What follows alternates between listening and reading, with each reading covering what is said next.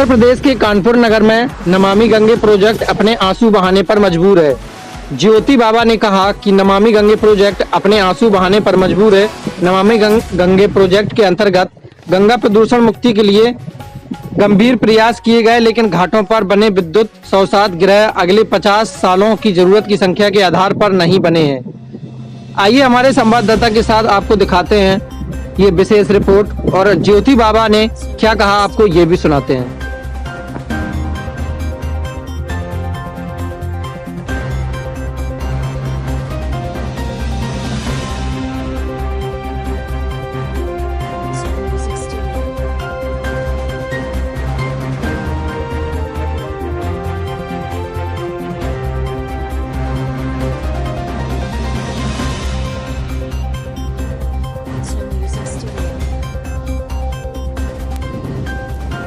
यो ज्योति बाबा जी, आज आप गंगा किनारे आए हैं और यहाँ के प्रदूषण के बारे में आप क्या कहना चाहते हैं?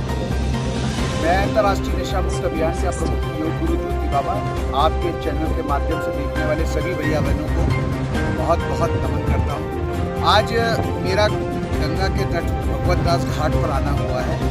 भगवत दास घाट पर आना इसलिए हुआ है क्योंकि आज हमारे चाचा जी एक्सपायर कर गए थे और उनका दाह संस्कार यहाँ पर हम लोगों ने पहले निश्चय किया था कि हम लोग यहाँ पर इलेक्ट्रिक से उनका दाह संस्कार कराएंगे, लेकिन जब यहाँ पर आए तो घाट के लोगों के और जो पंडित थे उन्होंने तुरंत हम लोगों को मिसगाइड कर दिया और कहा कि उसमें तो पहले कोरोना वाले जलेंगे, उसके बाद आपका जलेगा, आपका नंबर शांत आएगा। परिवार के और लोग तमाम भयभीत हो गए। उन्होंने कहा ठीक है, जो सबसे पहले अवेलेबल है उसको करा दिया जाए। लकड़ी वाली व्यवस्था में फिर दाह संस्कार उनका किया गया। हम लोगों ने देखा कि कम से कम 50 बॉडी यहाँ पर आ चुकी है और 50 बॉडी में लकड़ी जो है किसी में 7 मन, किसी में 8 मन, मिनिमम 7 मन 8 मन लकड़ी लग रही है और 1 मन लकड़ी जो है वो 500 रुपये 550 रुपये के हिसाब से यहाँ पर चार्ज की जा रही है। प्रश्न ये खड़ा हो रहा है कि पहले लकड़ी के मोटे मोटे डंठल आपको मिल जाते थे, लेकिन अब लकड़ी जो यूकेलिप्टस जो हम लोगों ने लगाए थे, वो पतली पतली डंडियाँ यूकेलिप्टस थी, वो सब यहाँ पर अवेलेबल हैं और उससे जलाया जा रहा है। घाट के किनारे की गंदगी देख करके कहीं पे भी ये नहीं लग रहा है कि नमामि गंगे नामक कोई प्रोजेक्ट चल रहा है। कहा तो तय किया जा रहा था कि अगर आप सिर्फ कूड़ा कचरा और जो भगवान का जो निकलता है फूल और वो डालने तक के लिए मनाई की गई है, और जबकि यहाँ हम देख रहे हैं कि जो राख निकल रही है वो पूरी राख उठा करके गंगा में प्रवाहित कर दी जा रही है और तमाम प्रकार के फूल, तमाम प्रकार की चीज़ें जो दाह संस्कार में इस्तेमाल होती हैं, वो सब चीज़ें ऐसे यहाँ पर छोड़ दी जा रही, डाल दी जा रही। बड़ा विचित्र सा माहौल है यहाँ पर।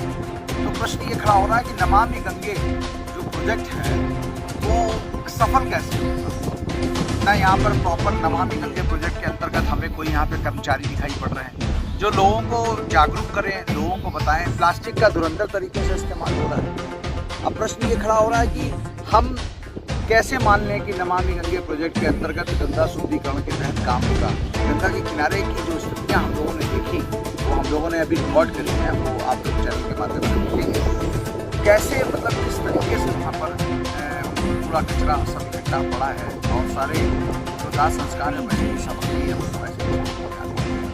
तो आज मैं आपके चैनल के माध्यम से देखने वाले सभी भैया बहनों से एक ही निवेदन करता हूँ कि आने वाली नस्लों को यदि आप चाहते हैं कि माँ गंगा भी कोई क्या है, माँ गंगा इस देश की संस्कृति, इस देश की अस्मिता है और माँ गंगा को हम नमन करते हैं। मैं उन सभी लोगों से बड़ा नम्र निवेदन करना चाहूँगा जो लोग अक्सर गंगा में गंगा आरती करते हैं, गंगा आरती करके 1 घंटे तक फोटो खिंचाते हैं और चले जाते हैं। मैं उनकी आस्था पर किसी प्रकार से झूठ नहीं करने जा रहा हूँ, लेकिन जो देख रहा हूँ, जो हकीकत में दिखाई पड़ रहा है,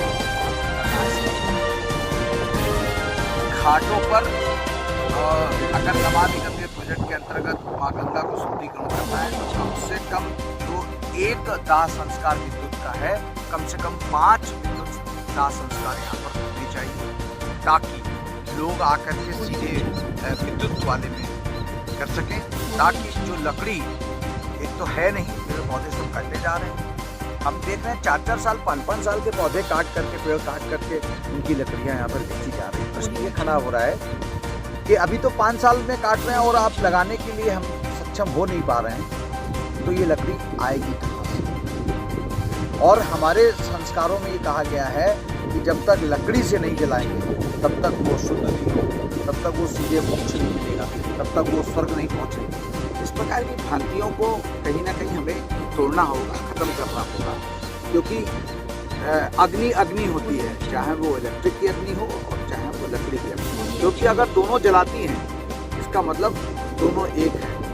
मैं आप सबसे नम्र अनुरोध करता हूँ, समय काल परिस्थिति के अनुरूप हमें दाह संस्कार के लिए इलेक्ट्रिक दाह संस्कार का उपयोग करना चाहिए।